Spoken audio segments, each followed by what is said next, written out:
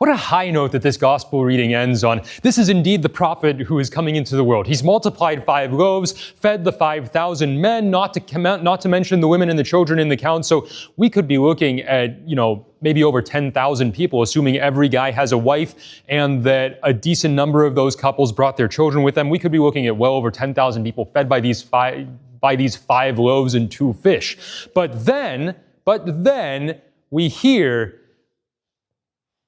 after this passage where they're recognizing this is the prophet who is to come into the world, perhaps a reference to the prophet like Moses mentioned at the end of Deuteronomy, that the people of Israel are actually going to listen to, unlike the way they didn't really listen to Moses all that much. In the next chapter, the crowd will ask our Lord, "What sign are you going to do so that we believe in you? Moses gave them bread from heaven, as it is written, our ancestors ate the manna." What? Okay, literally just did that. It's not even a different chapter of the Gospel of John. It's like a couple verses on. In the Bible I was reading this morning, it's on the same page. But how often can this happen to us? I can think of maybe three reasons that this question would come up immediately afterwards. First off, simple forgetfulness. Yes, it's a big thing, but sometimes people can be pretty forgetful. So maybe they forgot that our Lord had already miraculously multiplied bread and fed them with it. And then that leads to the question, do I forget the mighty works of God in my life? Do I forget, or maybe have I not recognized where God is at work in my life? Second, perhaps we're dealing with a different crowd, okay? I think that later in that chapter, it's a different day, so maybe we're dealing with a different crowd who hasn't heard that our Lord has multiplied the loaves and fishes. In which case, enough people seem to have followed our Lord to the synagogue where he's teaching in the rest of this chapter. We're in chapter 6 of the Gospel of John, by the way. Enough people seem to have followed our Lord that did they not tell the people who are listening to our Lord later in this chapter? Did they not tell them about this miracle? Do I not tell people about the works of God in my life? Or maybe there's a sort of spiritual greediness, for lack of a better word. Okay, well, that was nice. You multiplied the loaves and fed the people yesterday, but what about me? Don't I get to see a miracle?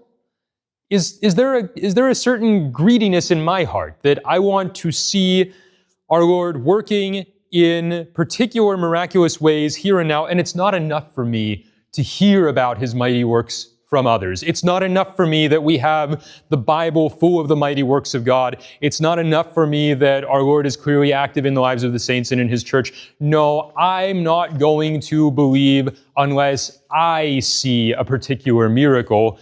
And perhaps this can even turn into an attitude where our Lord's multiplication of the bread and fish doesn't count because it's not exactly the way the manna fell from heaven during the time of Moses. It's not exactly the sign that I want to see. You know, there's that old joke about the man who's on his porch and it's storming and there's a flood warning, and the people have been told to evacuate. And the man says, "No, I'm going to stay here and pray, and God is going to send me a miracle." A rescue boat passes by.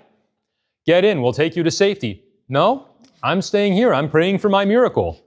Another rescue boat passes by. "Get in, we're going to take you to safety." "Nope, God's going to send a miracle." They send a helicopter. "Get in, we're going to take you to safety." "Nope, I'm waiting for my miracle." And the floodwaters rise, the guy dies, and he's at the gates of heaven asking St. Peter, "I was praying, why didn't I get my miracle?" And St. Peter says, "What do you mean? We sent you 2 boats and a helicopter." But it wasn't exactly the miracle that this guy seems to have wanted. So I think there's also that question we can ask ourselves. Am I recognizing where God is actually at work in my life, or am I refusing to see it unless God does exactly what I want him to do? So just some questions. Is my heart so feeble that it can't remember the works of God in my life? Am I so stubborn or maybe hard-hearted that I'm not impressed with the works of God that have already taken place? Is there a certain greed in my heart or a certain desire to control things that will only recognize God acting when he does exactly what I want him to do? And however we answer those questions, perhaps we can pray and ask our Lord, strengthen our hearts, strengthen us to be able to see his mighty works, to remember them, to tell them to others, in order that the Lord's mighty works might be made known among all nations, so that all may enter into the kingdom of heaven and rejoice eternally.